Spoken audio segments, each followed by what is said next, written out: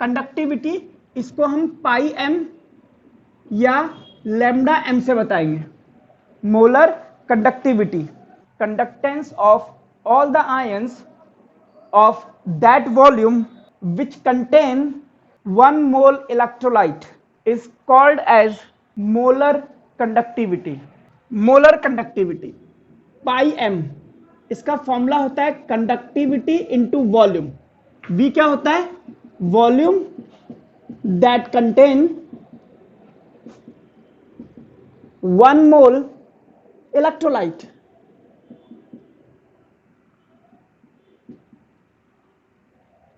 अब सपोज कीजिए किसी सॉल्यूशन की मोलैरिटी m है, तो मोलैरिटी क्या होता है? n upon v। n क्या है? मोल्स। यानी कि if n is equal to 1 mole तो v हो जाएगा 1 अपॉन m। तो v की वैल्यू आ गई मेरे पास 1 अपॉन m लीटर। तो पाई m में रख दो कप्पा 1 अपॉन m लीटर में, और इसको चेंज कर दो ml में इंटू 1000 m। ये लो साहब,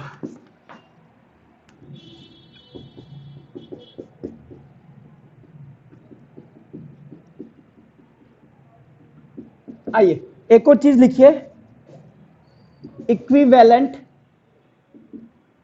कंडक्टिविटी। इक्विवेलेंट कंडक्टिविटी,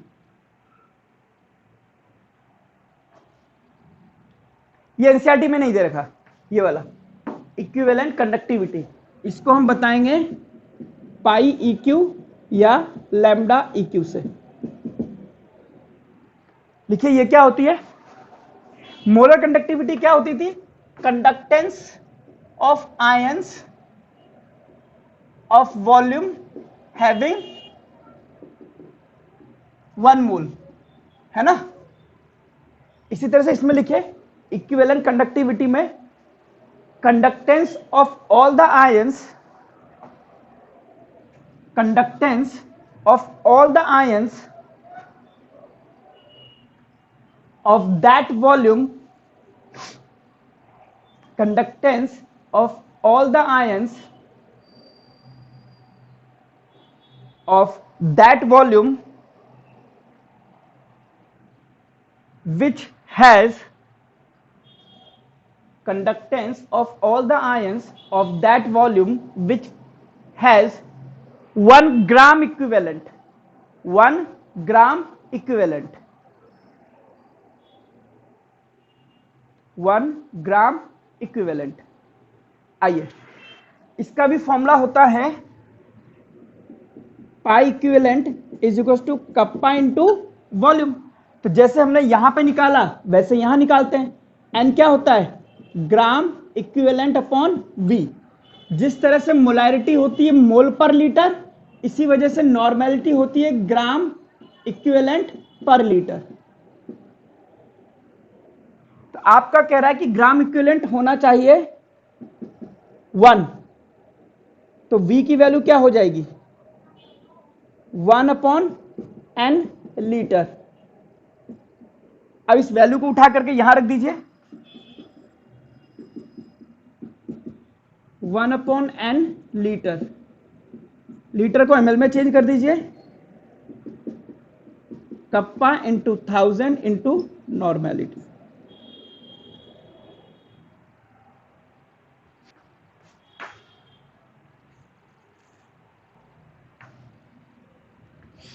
चलिए तो मोटी मोटी बात यह हो गई कि 2 टर्म्स है हमारे पास। एक है मोलर कंडक्टिविटी जिसका फॉर्मूला है कंडक्टिविटी इंटू 1000 अपॉन मोलैरिटी।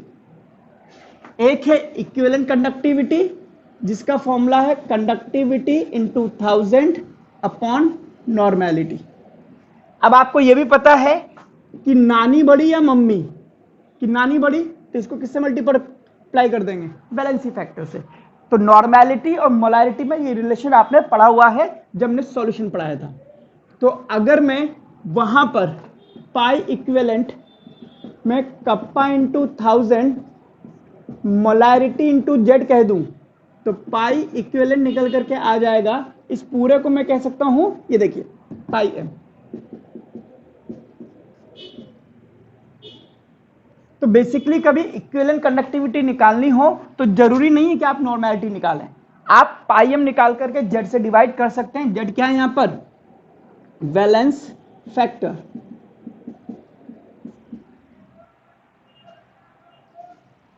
और इसकी यूनिट होगी साइमन सेंटीमीटर स्क्वायर पर मोल। साइमन भी मैंने पढ़ा दिया है। तो ये वो हमारे पास मोलर कंडक्टिविटी। अब बात करते हैं हम पढ़ क्या रहे हैं, ये क्या चल क्या रहा है, एक बार वो उस पर नजर डालते हैं कि ये क्या क्या पढ़ा दिया आपने। देखो समझिए, बेसिकली हम लोग इलेक्ट्रोकेमिस्ट्री पढ़ रहे हैं। इलेक्ट्रोकेमिस्ट्री में हमें इलेक्ट्रोलाइटिक कंडक्टर दिया जाता है। इलेक्ट्रोलाइटिक कंडक्टर क्या होता है? जैसे आपने पानी में जिंक सल्फेट घोल दिया, नमक का पानी घोल दिया, या कॉपर सल्फेट, कोई भी सॉल्ट घोल दिया तो वो कंडक्ट करने लग जाता है। इसको हम बोलते हैं इलेक्ट्रोलाइटिक कंडक्टर। अब जिस तरह से हमने 10th क्लास में इलेक्ट्रिसिटी में रेजिस्टेंस पढ़ा, उसकी लेंथ पढ़ी, उसका एरिया पढ़ा, वैसे यहां पे भी हम उसकी कई चीजें पढ़ते हैं। जैसे यहां हम पढ़ते हैं कंडक्टिविटी पढ़ते हैं, कप्पा। एक हमने पढ़ लिया मोलर कंडक्टिविटी, पाई एम। हमने इसके पहले कंडक्टेंस पढ़ा था जिसको इन्होंने जी और हमने सी से बताया था। तो ये टॉपिक हमने कवर करे। अब मेन टॉपिक ये उठता है कि कंडक्टिविटी और मोलर कंडक्टिविटी में क्या फर्क है, कंडक्टिविटी और मोलर कंडक्टिविटी में क्या फर्क है और ये कैसे वेरी करता है। तो हेडिंग लीजिए, variation of conductivity and molar conductivity, variation of conductivity and molar conductivity with concentration. आइए, तो पहला लिखिए कंडक्टिविटी।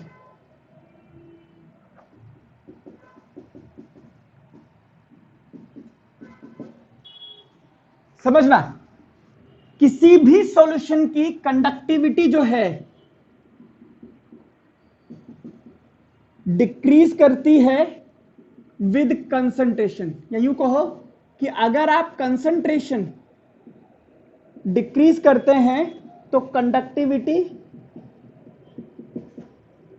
डिक्रीज करती है। कंसंट्रेशन कम करने पर कंडक्टिविटी कम होती है, बिकॉज, अब समझना, आपने क्या लिया, आपने 1 लीटर, या यूं लीजिए कि आपने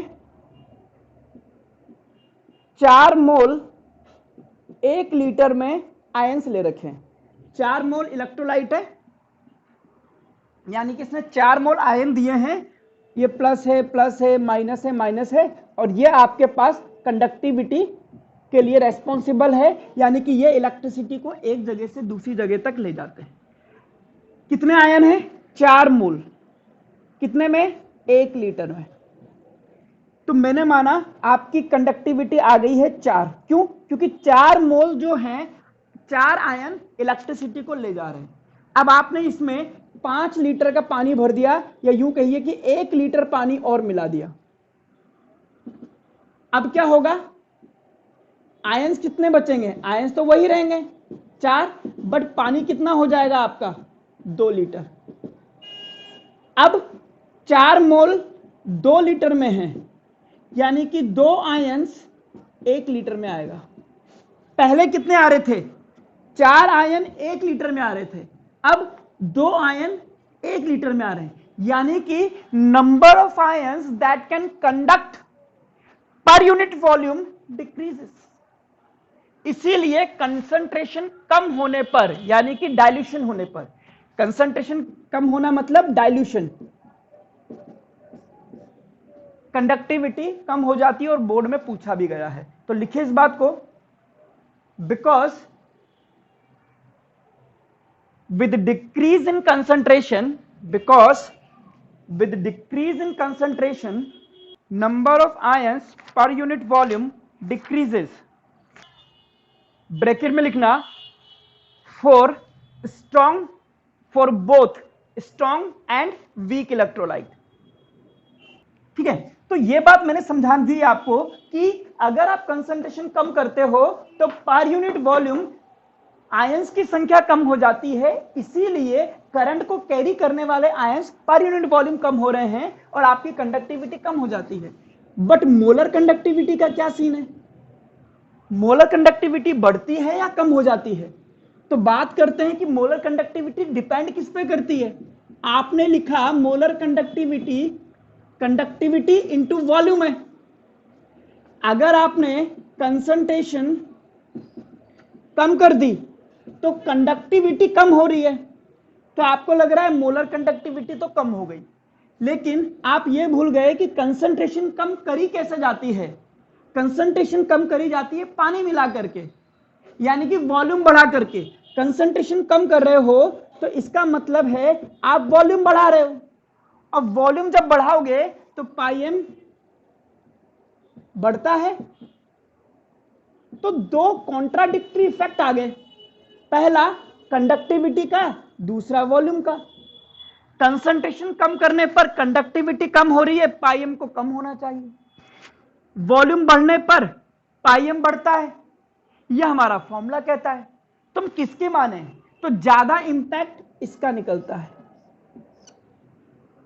मोर इंपैक्ट इसका निकलता है, इसीलिए कंसंट्रेशन कम करने पर पाई एम की वैल्यू बढ़ जाती है.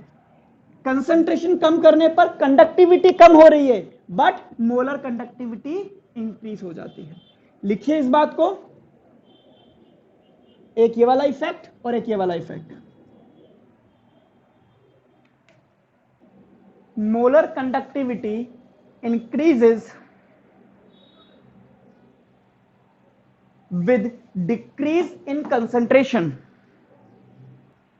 अगली लाइन में लिखिए, it has been found that decrement in conductivity by decreasing the concentration of electrolyte is less than the increment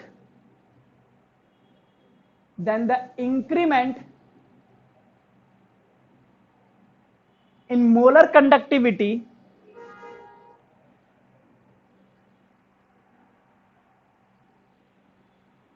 by increasing the volume. चलिए, अब मुझे यह तो पता लग गया कि वॉल्यूम अगर बढ़ाता जाऊं यानी कि डाइल्यूशन बढ़ाता जाऊं. वॉल्यूम बढ़ाने का मतलब डाइल्यूशन. अगर बढ़ाता जाऊं तो पाई एम बढ़ता है और कप्पा आपका कम होता है. ये चीज कॉपी के टॉप पर लिख लीजिए. डाइल्यूशन बढ़ाने पर पाई एम बढ़ता है, कप्पा कम होता है. पाई एम क्या है? Molar conductivity. कप्पा क्या है? कंडक्टिविटी. ये कॉपी के टॉप पर आप लिख लीजिए ताकि आपको ध्यान रहे कि यहां पे क्या मेन मुद्दा मैंने डिस्कस करा है. चलिए आइए, अब इलेक्ट्रोलाइटिक सॉल्यूशन दो टाइप का होता है. इसका सब पार्ट है ए और दूसरा पार्ट है बी. अच्छा, इसको बाद में देखेंगे. मैं कह रहा हूं कि डाइल्यूशन बढ़ाने पर मोलर कंडक्टिविटी जो है, ये वाली डाइल्यूशन बढ़ाने का मतलब कंसंट्रेशन कम करना, उसकी वजह से मोलर कंडक्टिविटी बढ़ती है. हमने पानी डाला, मोलर कंडक्टिविटी बढ़ गई, और डाला और बढ़ गई, और डाला और बढ़ गई. हमने बहुत सारा पानी डाल दिया तो वो और बढ़ गई. कितनी बढ़ेगी? तो अगर हम बात करें, हमने इनफाइनाइट डाइल्यूशन कर दिया, इनफाइनाइट डाइल्यूशन कर दिया तो मोलर कंडक्टिविटी अपनी मेन पीक वैल्यू पे पहुंच जाएगी. उस मोलर कंडक्टिविटी को हम कहते हैं molar conductivity at infinite dilution. That is the maximum possible value of molar conductivity. तो बेसिकली रिलेशनशिप क्या है? मोलर कंडक्टिविटी, एक ये वर्ड यूज करा, एक इनफाइनाइट डाइल्यूशन पे मोलर कंडक्टिविटी, और तीसरा है कंसंट्रेशन. ये तीन चीजें आपस में किसी ना किसी तरह से रिलेटेड हैं. किसी भी इलेक्ट्रोलाइटिक सॉल्यूशन का कंसंट्रेशन कम करने के लिए हम पानी डालते गए, पाईएम बढ़ता गया और इनफाइनाइट डाइल्यूशन पर एक लिमिट आ गई कि इससे ज्यादा मोलर कंडक्टिविटी हो नहीं सकती। तो पाईएम नोट को कहते हैं molar conductivity at infinite dilution या लिमिटिंग मोलर कंडक्टिविटी।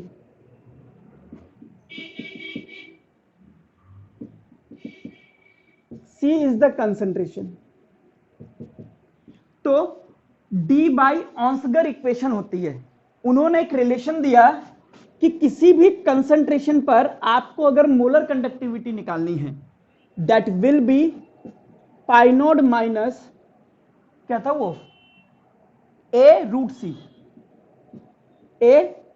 सी। पाई नोट पता है, सी पता है, ए है कांस्टेंट, है ना, ऑन्सगर constant.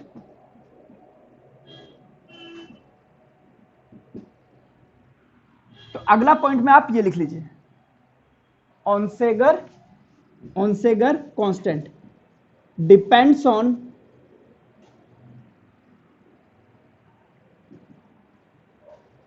type of solvent and temperature।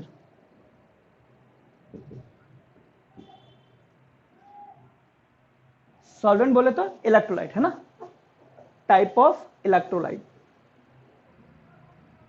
यहां से भी हमें पता लग रहा है कि अगर कंसंट्रेशन की वैल्यू बढ़ाते जाएंगे तो पाईएम की वैल्यू कम होती जाएगी। Onsager constant depends on type of electrolyte and temperature. तो आगे आइए। तो मोलर कंडक्टिविटी में ये बात तो समझ में आ गई कि कंसंट्रेशन बढ़ाने पर मोलर कंडक्टिविटी जो है वो कम हो जाती है, या यूं कहे कंसंट्रेशन कम करने पर मोलर कंडक्टिविटी बढ़ती है। कैसे बढ़ती है उसकी इक्वेशन हमें ऑन्सेगर इक्वेशन से पता लग जाता है, ए रूट सी। बट इलेक्ट्रोलाइट हमारे पास दो टाइप के हैं। पहला, फॉर स्ट्रॉन्ग इलेक्ट्रोलाइट, कि सर स्ट्रॉन्ग इलेक्ट्रोलाइट क्या होता है? ऐसा इलेक्ट्रोलाइट जिसका अल्फा 100% होता है। कि मतलब कि अगर आपने 100 मोल NaCl पानी में डाला है तो पानी में जब जाकर के देखोगे तो 100 मोल सोडियम मिलेगा, 100 मोल क्लोरीन मिलेगा। 100 मोल आपने NaCl डाला है,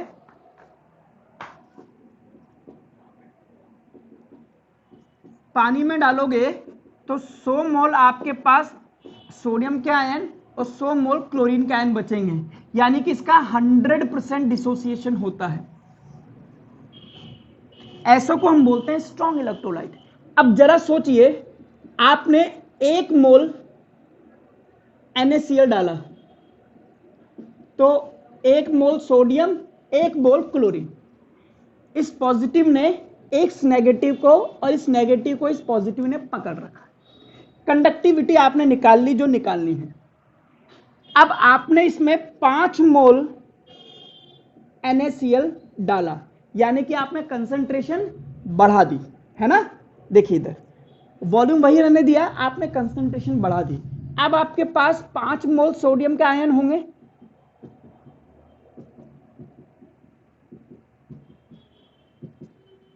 और 5 मोल क्लोराइड के आयन होंगे। कि सर अल्फा 100% है, अल्फा में कोई चेंज नहीं है। इस सोडियम को पहले 1 क्लोरीन ने पकड़ रखा था, अब इस सोडियम को 1 2 3 4 5 क्लोरीन पकड़ेंगे। यानी कि जैसे जैसे आप कंसंट्रेशन बढ़ाते जाओगे attraction between the oppositely charged ion बढ़ जाएगा, जिससे कि इस सोडियम आयन के इलेक्ट्रोलाइट में मूव करने की टेंडेंसी कम हो जाएगी, और वो टेंडेंसी कम होने से पाईएम की वैल्यू भी कम हो जाएगी। यही वजह है कि स्ट्रॉन्ग इलेक्ट्रोलाइट में कंसंट्रेशन बढ़ाने पर मोलर कंडक्टिविटी कम हो जाया करती है। क्यों? क्योंकि अगर आपने कंसंट्रेशन बढ़ा दी तो number of oppositely charged ion बढ़ जाते हैं, जिससे attraction between the ions increase करता है और पाई एम कम हो जाता है। यह वजह दी जाती है आपके पास पाई एम के कम होने की। लेकिन स्ट्रॉन्ग इलेक्ट्रोलाइट की बात छोड़ करके जब मैं वीक इलेक्ट्रोलाइट की बात करता हूं तब क्या होता है? अब स्ट्रॉन्ग इलेक्ट्रोलाइट के लिए जो हम कर्व खींचते हैं रूट सी पाई और इसके बीच में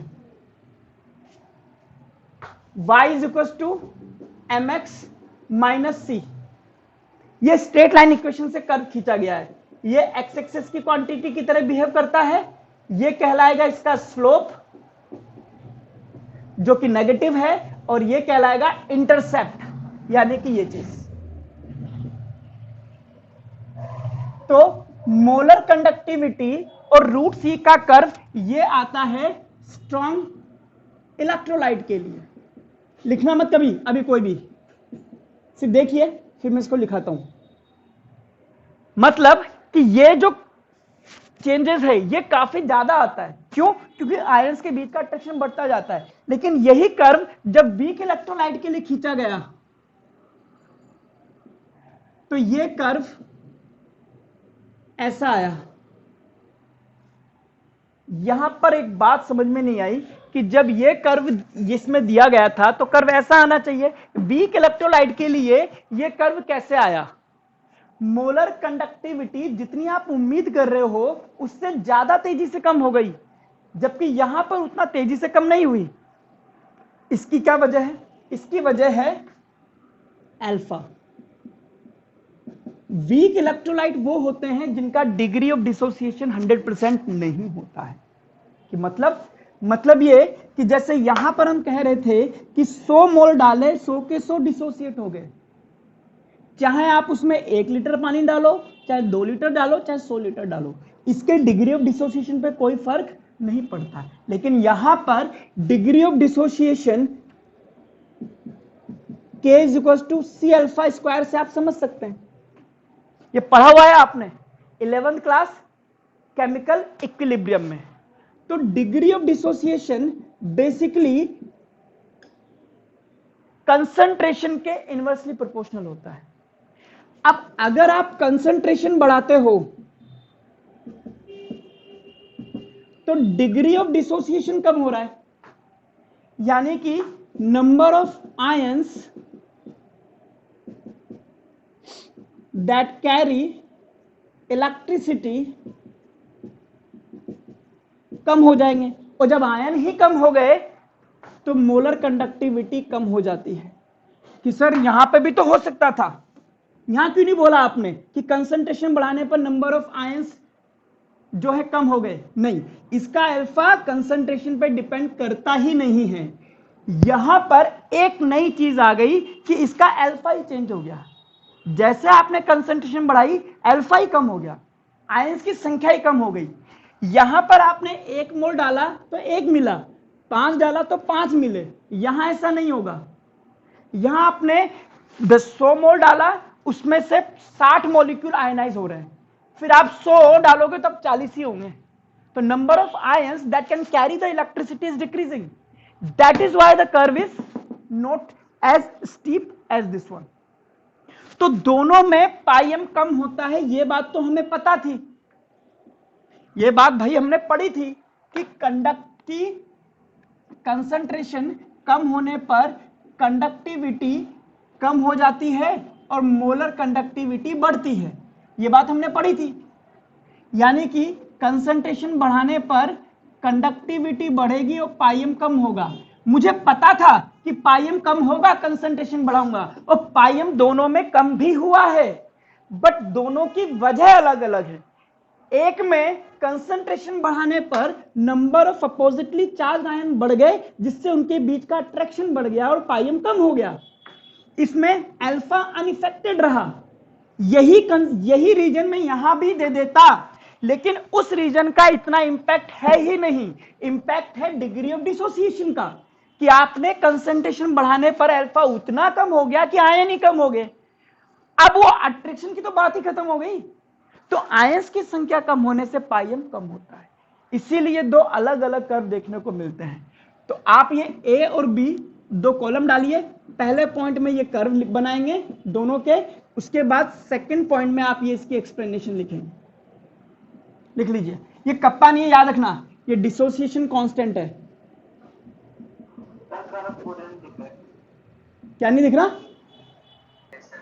ठीक है, फिर तो बेसिकली मैं आपको ये बात एक बार फिर से रिवाइज करा दूं कि जब ऑनसेगर इक्वेशन आई और इस पर बेस कर्व खींचा गया, तो स्ट्रॉन्ग इलेक्ट्रोलाइट के लिए कर्व ऐसा दिखा आपको, लेकिन वीक इलेक्ट्रोलाइट के लिए ये कर्व वैलिड नहीं था।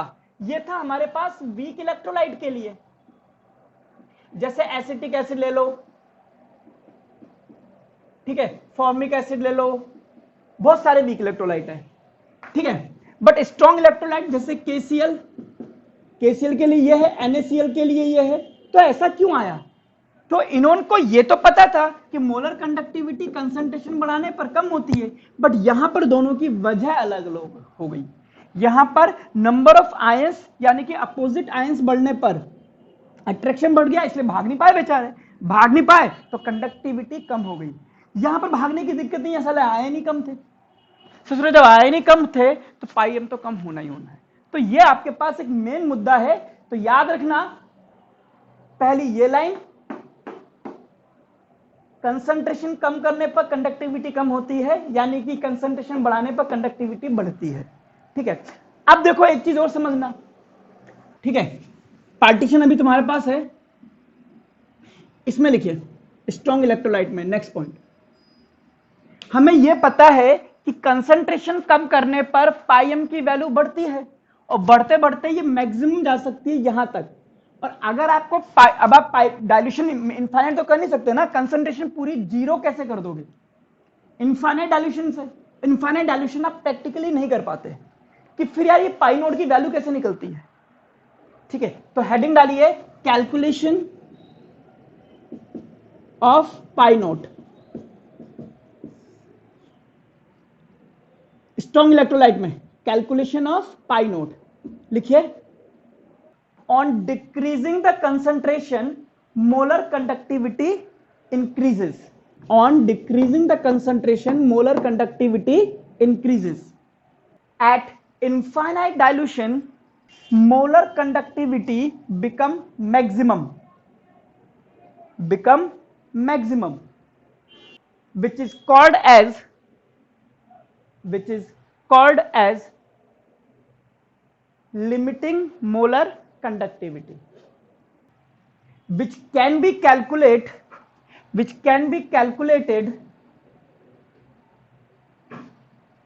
by extrapolation of curve and measuring the y intercept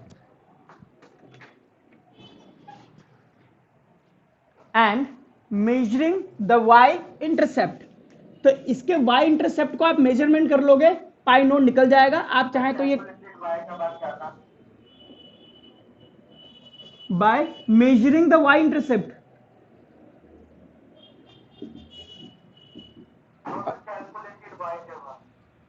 which is calculated by measuring the y intercept, बोलो तो by extrapolation of curve and measuring the y intercept। तो इसकी वैल्यू आप y इंटरसेप्ट को पता करके पाई नोट की वैल्यू आप निकाल सकते हो इस तरह से। क्या चाहिए? क्या? ठीक है, अब इधर आइए,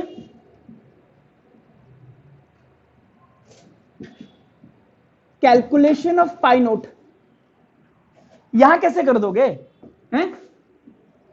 अगर आप इस कर्व को एक्स्ट्रा प्लॉट करते जाओगे तो ये y एक्सिस के पैरेलल हो जाएगा, आप निकाल ही नहीं पाओगे। तो वीक इलेक्ट्रोलाइट के लिए जो कर्व खींचा जाता है उसमें आप पाई नोट कैसे निकालोगे? तो लिखिए, we cannot calculate we cannot calculate value of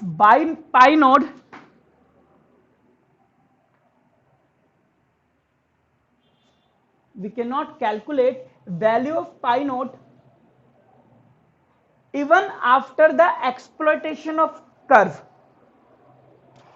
एक्स्ट्राप्लोटेशन कहते हैं, एक्सप्लोटेशन नहीं, एक्स्ट्राप्लोटेशन, प्लोटेशन ऑफ कर्व। यहां पर एक हमारे पास दिक्कत आ गई कि पाई नोट की वैल्यू कैसे कैलकुलेट करी जाए। यहां पर आप कर दोगे y एक्सिस के इंटरसेप्ट को नाप करके, यहां पर y इंटरसेप्ट को कट ही नहीं करेगा, कैसे नापोगे? For this we use Colrausch law. For this we use Colrausch law. ये लो, KOHLRAUCH law, Colrausch law।